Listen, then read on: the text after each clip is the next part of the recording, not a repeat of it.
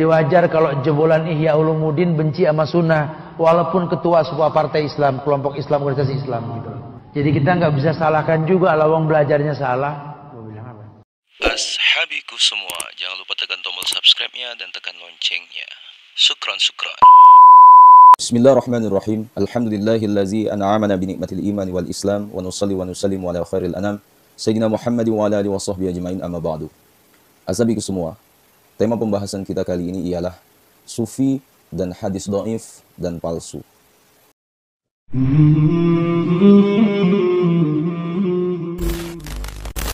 Bukti yang sering diajukan untuk tuduhan ini adalah hadis-hadis yang tercantum dalam kitab Ihya Ulumuddin, karya Hujjatul Islam Al-Imam Al-Ghazali. Kemudian Kutul Qulub, karya Al-Imam Abu Talib Al-Makki, dan Ghunyatul Talibin, karya Syekh Abdul Qadir Al-Jilani. Azabiku semua, kitab Ihya misalnya, menurut mereka kitab tersebut dijejali hadis-hadis yang batil, mungkar, palsu, dan lain-lain. Dan setelah itu mereka berlindung di bawah nama ulama yang mengkritisi hadis-hadis kitab Ihya. Kayak pengikutnya Imam Ghazali tuh, yang kurang ajar, yang taklidnya tuh.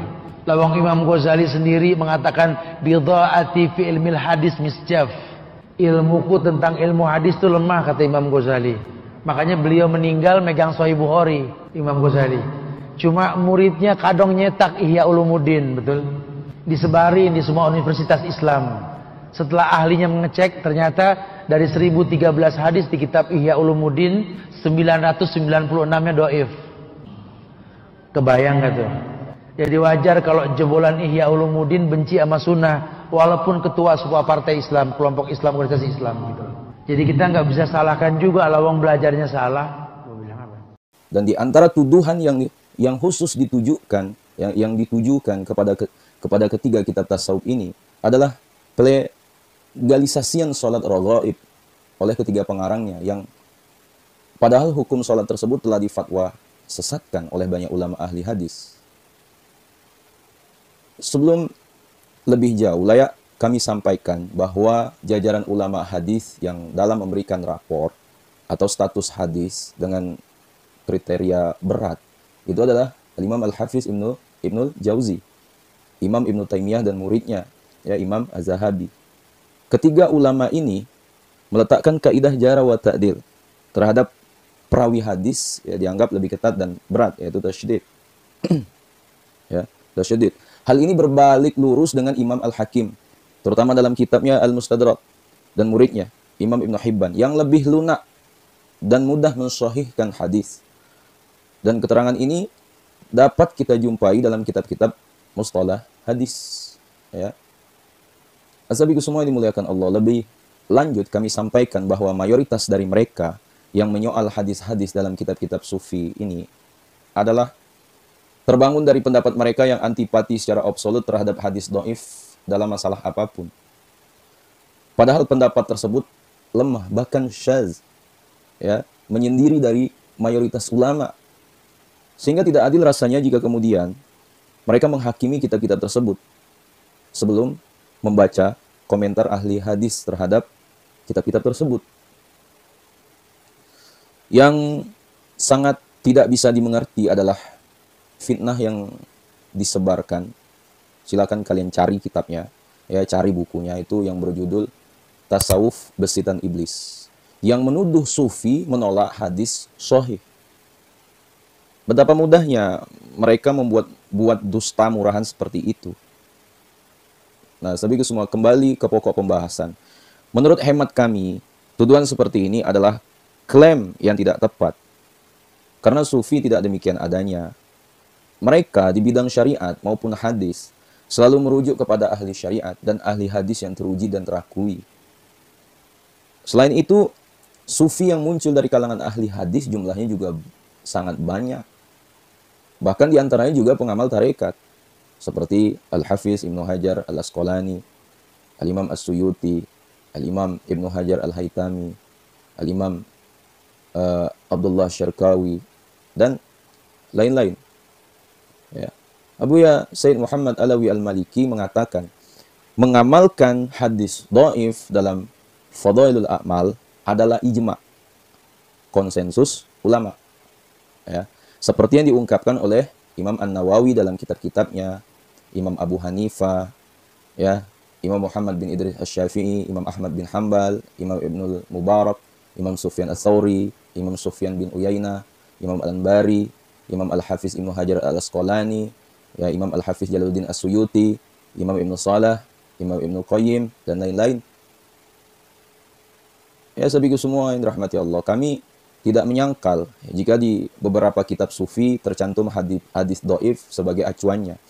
Akan tetapi, selain karena ijma ulama yang memperbolehkan mengamalkan hadis dhaif dalam fadail, apakah layak kita menjustifikasi mereka adalah ulama-ulama yang dangkal ilmunya? Imam Ghazali itu jadi top. Niku ya barokah dikasuti tiyang kadar, yen ikhya di mana-mana dibakar.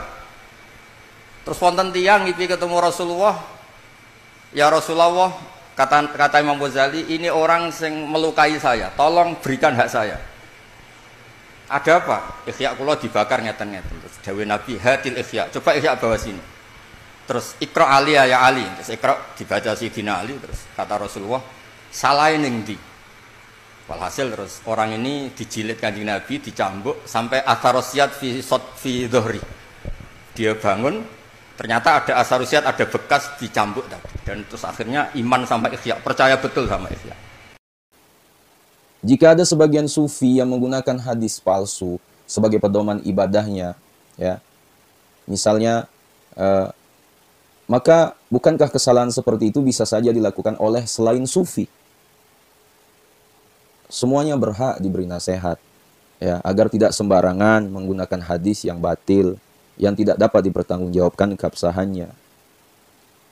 Imam Al-Lukhnawi dalam Al-Asarul Marfu', ya, Asarul Marfu'ah itu mengatakan Allah menjadikan ucapan atau maqal dalam tiap-tiap tempat atau maqam dan menjadikan seseorang yang ahli dalam setiap fan atau ilmu. Berapa banyak kritikus dari ahli hadis yang tidak paham masalah fiqhiyah dan kaidah-kaidah usul, ya kan? Berapa banyak pula seorang ahli tafsir yang hebat akan tetapi tidak dapat membedakan antara mana hadis yang sahih dan hadis yang dhaif, ya, dan mana pula hadis yang masyhur dan hadis yang palsu. Berapa banyak orang sufi yang bergelut dengan ilmu laduniyah, yang tidak punya kemampuan memahami masalah-masalah yang berkaitan dengan ilmu lahiriah, ya kan? Dan berapa banyak ulama yang ilmunya bak laut menguasai ilmu lahiriah, akan tetapi sama sekali tidak dapat merasakan lautan ilmu laduniyah. Ya, pepatah mengatakan, asabiku semua, yang punya rumah lebih paham isi-isinya daripada orang lain. Apa yang disampaikan Imam Al-Lukhnawi tersebut, ia memberikan pemahaman bahwa hadis dapat diamalkan atau tidaknya adalah sesuai apa yang dikatakan seorang yang ahli di bidangnya. Ya. Dan karena tasawuf terbangun dari pondasi syariat, maka dalil-dalil yang dapat dibuat hujjah adalah pendapat para ulama yang kredibel di bidangnya. Ya, sahabatku semua yang dimuliakan Allah, sedangkan vonis tentang kitab Ihya Ulumuddin Imam Al-Ghazali yang dipenuhi dengan hadis-hadis palsu dan lain-lain, ya, maka tertolak dengan ucapan Al-Hafiz Al-Iraqi, ya, yakni ulama hadis terkenal dan merupakan guru dari Al-Imam Al-Hafiz Ibnu Hajar Al-Asqalani. Beliau berkata, Ihya adalah termasuk kitab Islam yang paling agung untuk mengetahui tentang halal dan haram. Ya. Beliau juga mengatakan bahwa orang yang menentang Ihya dengan alasan dalamnya banyak memuat hadis dhaif adalah pernyataan gugur. Sebab hadis dhaif dapat diamalkan dalam kapasitas fadail. Dan memang sudah menjadi kebiasaan para ulama mutaqaddimin. Ya. Imam Al-Ghazali termasuk mutaqaddimin. Ya, banyak mencantumkan hadis dhaif dalam kitab-kitabnya. Ya, mereka tidak memberikan komentar status hadisnya. Sampai datang Imam An-Nawawi, ya, dan mulai memilah mana yang dhaif dan tidak boleh dimasukkan dalam kitab fikih. Ya. Beliau menambahkan, pernyataan bahwa dalam kitab Ihya banyak terdapat hadis maudhu juga salah alamat. Sebab hadis maudhu dalam Ihya bisa dibilang sangat sedikit yang diriwayatkan dari orang lain atau mengikuti orang lain Ya, dengan syirat tidak pasti, seperti menggunakan kata ruwiya minhu dan lain-lain. Ya. Imam An-Nawawi pun berkata, Ihya hampir seperti Al-Quran. Ya. Al-Imam Abu Muhammad Al-Kaziruni berkata, andai semua ilmu dihapus, pasti dapat dikeluarkan kembali dari Ihya. Nah, sedangkan masalah sholat raghaib ya, dan hadis yang menjadi sumbernya adalah masalah khilafiyah. Nah, sahabat semua yang dimuliakan Allah, mungkin itu yang dapat saya sampaikan ya. Ya, apa yang saya sampaikan ini semoga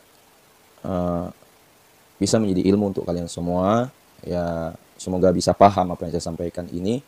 Ya, sekiranya video ini bermanfaat, jangan lupa share pada orang-orang kita cintai, dan juga jangan lupa share ke akun media sosial kalian yang lainnya agar jauh lebih bermanfaat lagi. Wallahu a'lam.